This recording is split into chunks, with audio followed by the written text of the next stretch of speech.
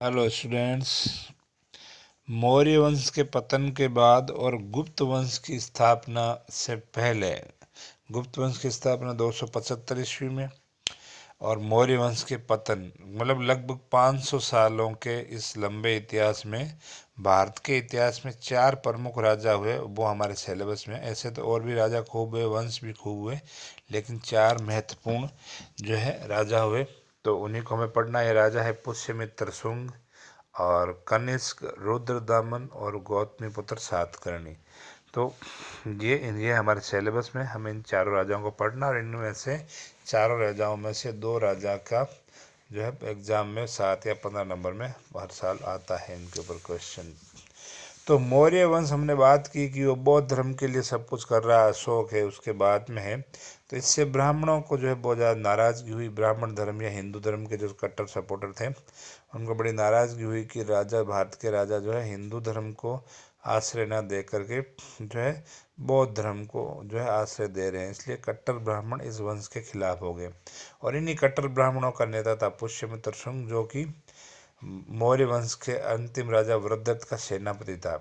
तो वृद्धत जब सेना का निरीक्षण करने आया तो पुष्यमित्र शुंग ने उसकी सेना के सामने ही हत्या कर दी थी, और वहीं से शुंग वंश की स्थापना होती है पुष्यमित्र शुंग द्वारा। तो पढ़ते हैं इस पुष्यमित्र शुंग को। पुष्यमित्र शुंग 30 वर्ष तक राज किया और भारत में शुंग वंश की स्थापना की। तो ये शुंग वंश का संस्थापक है, पहला राजा है इस वंश का।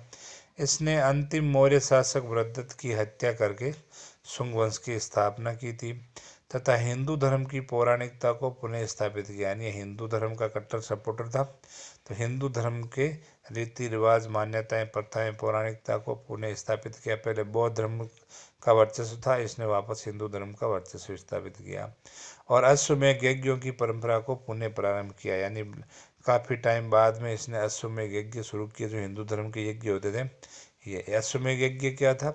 घोड़े को छोड़ दिया जाता था, राजा और जो है ब्राह्मण राजधानी में यज्ञ करते थे, और घोड़े जो पड़ोसी राज्य में घुसता था उसको अगर रोक लिया जाता तो राजा से युद्ध होता था, नहीं रोकता तो वो राज्य उसका अधीनता मानता, और युद्ध में उसको सामने वाले को फिर होता तो हराना पड़ता था, तो वो राज्य उसके अधीन हो जाता था। बाद में लास्ट में घोड़े को वापस ला करके यज्ञ वेदी के पास उसकी बलि दी जाती थी। तो ये अश्वमेध यज्ञ होता था। तो पुष्यमित्र सिंह द्वारा यवनों से युद्ध, यवन यानी यूनानी, जो सिकंदर, बाद में सेल्यूकस निकेटर और जो बाद में उसके वंशज है, उनसे युद्ध होता है पुष्यमित्र शुंग का। तो पुष्यमित्र शुंग ने बड़े संघर्ष के बाद जो है राज्य प्राप्त किया, और अपने राज्य को मजबूत बनाने के लिए उसने यवनों से, यूनानियों से लड़ाइयाँ की। पहला युद्ध उसके लिए तब लड़ा जब वे अपने राज्य की जड़ें जमा रहा था, यानी नया नया शासक बना इस वंश का, तभी पहला युद्ध। दूसरा युद्ध तब हुआ जब उसका राज्य चरम सीमा पर पहुंच गया, यानी वो शिखर पे जो है उसकी राज्य बहुत बड़ा फैल गया था, वो जो है प्रगति पे या अपनी मजबूत स्थिति में था। गार्गी संहिता में वर्णित इस युद्ध को अत्यंत भीषण बताया गया। गार्गी संहिता बताती है कि यवनों और पुष्यमित्र शुंग के बीच जो द्वितीय युद्ध हुआ वो बहुत ही भीषण था। पुष्यमित्र ने न केवल यवनों को इस युद्ध में परास्त किया, अपितु उसे भारत की भूमि पर से यवनों को हमेशा के लिए भगा दिया। यानी हराने के साथ साथ यूनानियों को भारत से भगा भी दिया पुष्यमित्र शुंग ने। पुष्यमित्र की राजधानी पर विदेशी आक्रमणकारी अधिकार न कर सके, इसके लिए उसने मजबूत किलेबंदी की। तो पुष्यमित्र ने अपनी राजधानी पाटलिपुत्र को भी विदेशियों के आक्रमण से बचाने के लिए इसके चारों तरफ मजबूत किलेबंदी की, किला बनवाया। कालिदास ने इस संघर्ष के वर्णन लिखा। कालिदास ने जो है मालविकाग्निमित्र जो ग्रंथ है कालिदास का, उसमें यवनों के साथ पुष्यमित्र के इस संघर्ष का वर्णन जो है इस ग्रंथ में मिलता है। कई बार पूछ जाता है परीक्षा में कि कालिदास के किस ग्रंथ से यवन आक्रमण की जानकारी मिलती है, तो मालविकाग्निमित्र से। मालविकाग्निमित्र में युद्ध के समय की संपूर्ण घटनाओं का विस्तार से वर्णन जो है किया गया है। अगला बात करते हैं पुष्यमित्र शुंग का विदर्भ के साथ संघर्ष। विदर्भ यानी महाराष्ट्र वाला जो क्षेत्र है उसमें। तो मालविकाग्निमित्र में कालिदास ने मतलब विदर्भ के साथ युद्ध का भी वर्णन किया है। तो विदर्भ के विरुद्ध पुष्यमित्र शुंग के युद्ध का वर्णन किया है। विदर्भ नरेश से यज्ञसेन के साथ पुष्यमित्र शुंग ने लड़ाई की। विंसेंट आर्थर स्मिथ कहते हैं कि कलिंग नरेश खारवेल ने पुष्यमित्र के काल में मगध पर 2 बार आक्रमण किया। मगध वंश जो है, मगध राज्य, उस पर ये स्मिथ की राय है कि कलिंग नरेश खारवेल है, इसने मगध पर 2 बार आक्रमण किया पुष्यमित्र शुंग के काल में। खारवेल ने कलिंग के प्रसिद्ध हाथियों की सहायता, कलिंग यानी उड़ीसा, तो कलिंग के प्रसिद्ध हाथी, वहाँ पर हाथी बहुत मिलते थे, हाथियों की सहायता से गंगा तथा उत्तर भारत को पार किया और मगध पहुंच गया।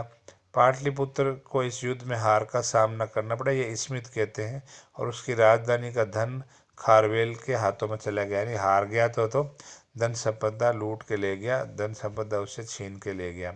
लेकिन आरपी चंदा, इनका अलग मत है। ये क्या कहते हैं? ये कहते हैं, इनका मत है कि हाथीगुप्ता अभिलेख के अनुसार खारवेल ने पुष्यमित्र को हराया नहीं था।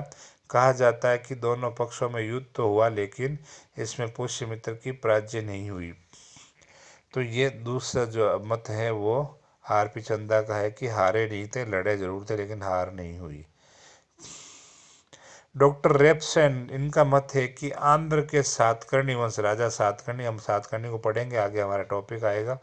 तो रेपसन जो है ये कह रहे हैं कि आंध्र के राजा सातकर्णी ने पाटलिपुत्र से उज्जैन को जीता, यानी उज्जैन को क्षेत्र इनसे छीन लिया। हमें अनेक ऐसे सिक्के मिले हैं, कॉइन्स मिले हैं, जिन उज्जैन का है, मालवा मध्य प्रदेश में, तो जिन पर 7 नाम अंकित है, यानी कि उज्जैन से ऐसे सिक्के मिले जिसके ऊपर 7 है, और 7 से वो सातकर्णी अर्थ लेते हैं। तो रेपसन ने इस 7 के नाम के आधार पर इस सातकर्णी की विजेता माना कि सातकर्णी इस युद्ध में विजयी हुआ। तो उन सिक्कों को मालवा के सिक्कों के रूप में स्वीकार किया गया, यानी उज्जैन से मिले तो मालवा के सिक्कों के रूप में माना गया। रेपसन लिखता है कि संभवतः पुष्यमित्र के राज्य में मिनांडर ने साकल को जीता था। साकल ये अयोध्या के आसपास वाला क्षेत्र, कौशल साकल वाले को जीता था, किंतु इसके बारे में हमें कोई ठोस प्रमाण नहीं मिलता कि जो है पुष्यमित्र के राज्य को मिनांडर ने भी जीता था, इसके कुछ क्षेत्रों को।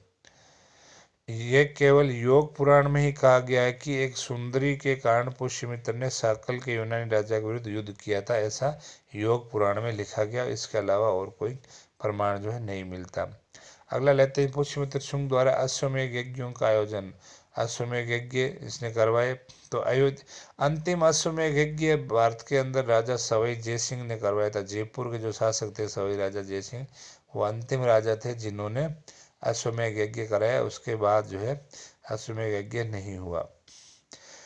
तो अयोध्या के शिलालेख बताते हैं कि पुष्यमित्र शुंग ने 2 अश्वमेध यज्ञ किए। ये शिलालेख के अनुसार 2 अश्वमेध यज्ञ हुए हैं।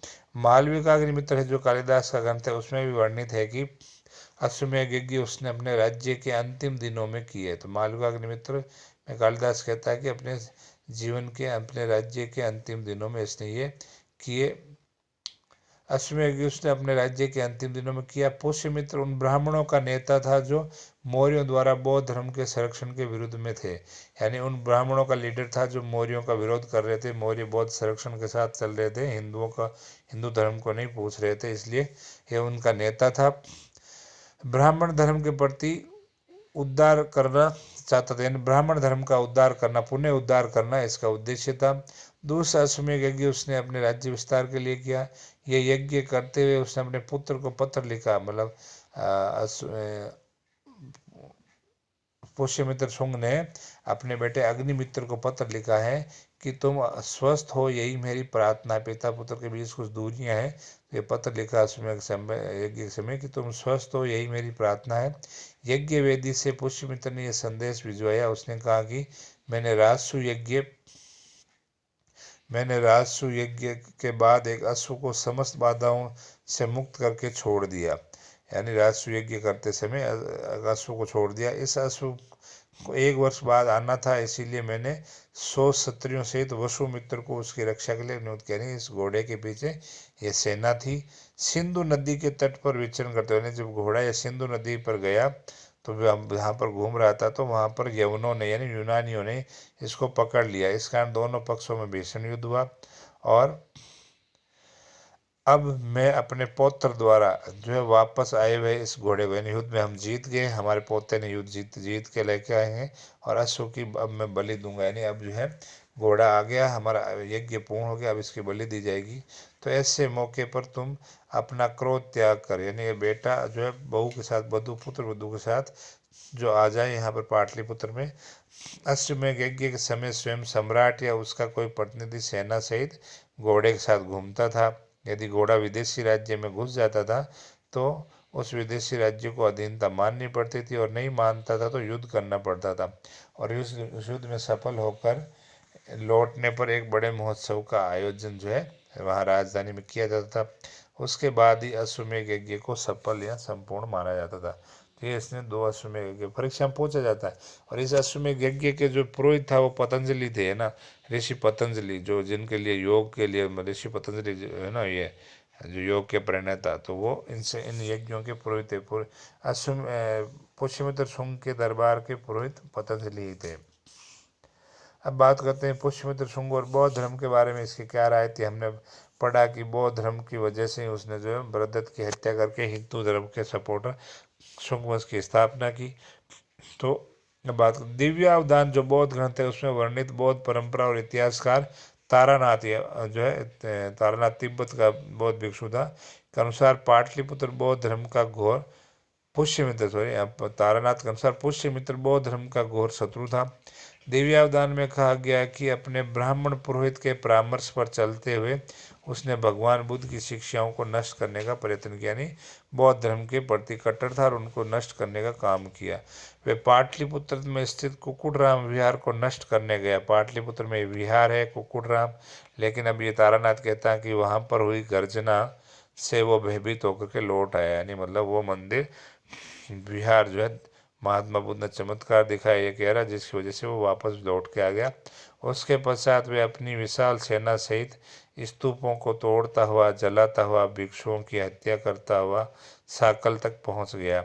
और पुष्यमित्र ने साकल में जो घोषणा की कि यदि कोई भी व्यक्ति एक बौद्ध भिक्षु का सिर काट करके मुझे भेंट करेगा तो मैं उसको इनाम दूंगा। तो ये पुष्यमित्र शुंग बौद्ध धर्म का कट्टर शत्रु था। इसने बौद्ध धर्म को नुकसान पहुंचाने का काम किया, मतलब धार्मिक रूप से सहिष्णु नहीं था, क्योंकि इसके राज्य की स्थापना ही बौद्ध धर्म को के संरक्षण को खत्म करके हिंदू धर्म का संरक्षण करना था। तो ये हमने पढ़ा पुष्यमित्र शुंग के बारे में। नेक्स्ट कल अगली क्लास में नेक्स्ट टॉपिक लेंगे।